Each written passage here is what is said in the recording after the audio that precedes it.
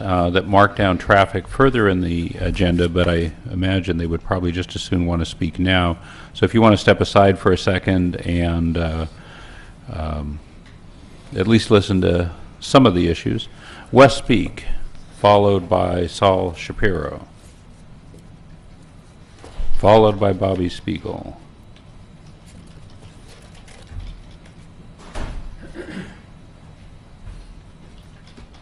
West Speak, 2623 Toomey Lane here in Corona. I fortunate enough to work east, and I don't have to drive west too often, and I certainly avoided it when I heard about what happened.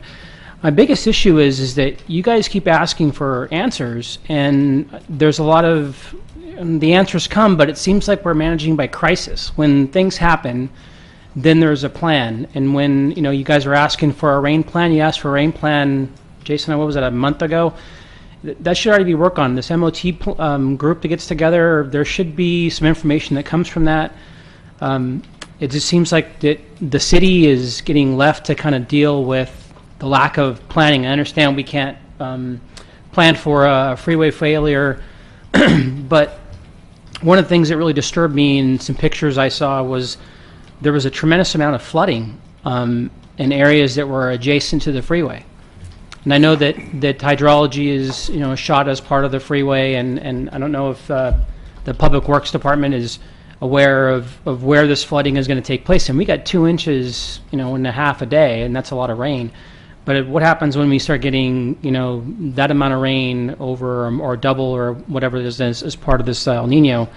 Do we know where we're going to have flooding at? Is that going to be part of the rain plan? That's information that the city and folks need to know.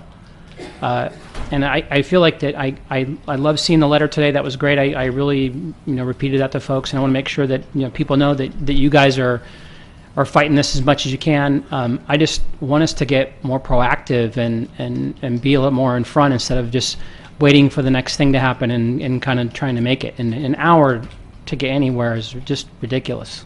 So thank you. Thank you. Yeah, and that's obviously today was some of the frustrations, because some of the questions were asked even before we started. Saul Shapiro, followed by Bobby Spiegel. Saul Shapiro, 2888 Camellia Court.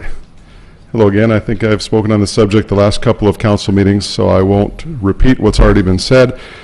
I'll just say my wife went to my new gym this morning on McKinley, and the 8 miles to get home, she spent from 6 a.m. to 10 a.m. So I think that's all I have to say about that. She could have literally driven to Vegas faster and gotten on a plane and got home. Of course, she still would have needed a ride home. But it was a pretty frustrating day in that household. Now, for me to travel east to get to McKinley, it only took me 25 minutes to get from Sierra del Oro going against traffic to get to 6th and Grand. So, and in that time, I passed a student at Corona High who needed immediate emergency attention. I saw a police car stuck in traffic on 10th Street heading that direction, but hadn't gotten the 911 call yet. Saw an ambulance on East 6th Street heading west, fighting traffic, which didn't really seem to give a darn, which could have been their family who that ambulance was searching for. I don't really have a specific complaint addressed directly to RCTC because I think you've said everything. I appreciate that what I mentioned in the last couple of meetings regarding Surface Club westbound closure. The notice is quite clear now. It's very helpful, so I'm very appreciative of that, Dave and the team, for making that much more obvious to folks that aren't familiar with it or forgetful folks like me. And I am very much looking forward to Nelson's department working with the folks at West 6th Street and Paseo Grande, giving me a lane to go straight when everyone else wants to turn. And in the meantime, I'll continue to take the right-hand only turn lane. Hope that Chief Abel's folks are not watching. And continue to allow people to pass behind me to turn right while I wait at the front to go straight. Thank you for addressing this issue. Thank you, Zal. Bob Spiegel. Followed by Mike Romero. Bobby Spiegel, Corona Chamber of Commerce, and Saul, now that John Marshall has retired, you can't do those turns anymore. So, hey, listen, I've just, did you know the 91 was screwed up before the construction started? Okay, every time it rains, there is traffic. And I'm kind of concerned because the fingers are pointed everywhere towards RCTC, and yes, they're the contractor. They put in 1 million labor hours and have had only 2 accidents. They are ahead of schedule. They're doing a great job. Yeah, some stuff happened.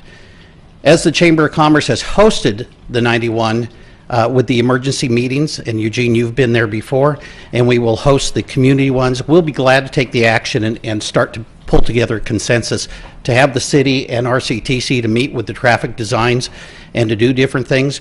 Maybe we just need to shut down the 91 and have everyone go north on the 15 to the 60, and then we can finish this project. But I think common sense prevails, and I just want to express my concerns that when stuff goes bad, a lot of people like to jump up and down and point fingers. I think we've had a tremendous opportunity working with the crew from RCTC, especially Atkinson and Walsh and that construction company. Again, 1 million labor hours and only 2 accidents, and those were with subcontractors. The discussion 11 years ago, Mayor Montanez, you came to our chamber and we looked at alternatives. We looked at putting a tunnel through Eagle Glen. Without a doubt, we need alternatives. At any time on a Friday or during a rain time, we're going to have problems with people commuting. Yeah, it was horrible yesterday. Thank God, hopefully no one seriously injured. That happens. From that, we can learn. I'm so impressed with Dave and always coming and being kind of the fall guy and the spokesperson for RCTC, and that's why he gets paid to get the darts thrown at him from you as well as other people. But they're proactive too, I believe. And I believe that I thank you for writing the letter. I will tell you, Channel 9 News was here. They've left. They're going to be on at 10 o'clock. The thing that they wanted me to quote was, did I have a problem taking my kids to school? That's what they're looking for, is the ugliness, instead of looking how great Corona is and what's going on. So, thank you.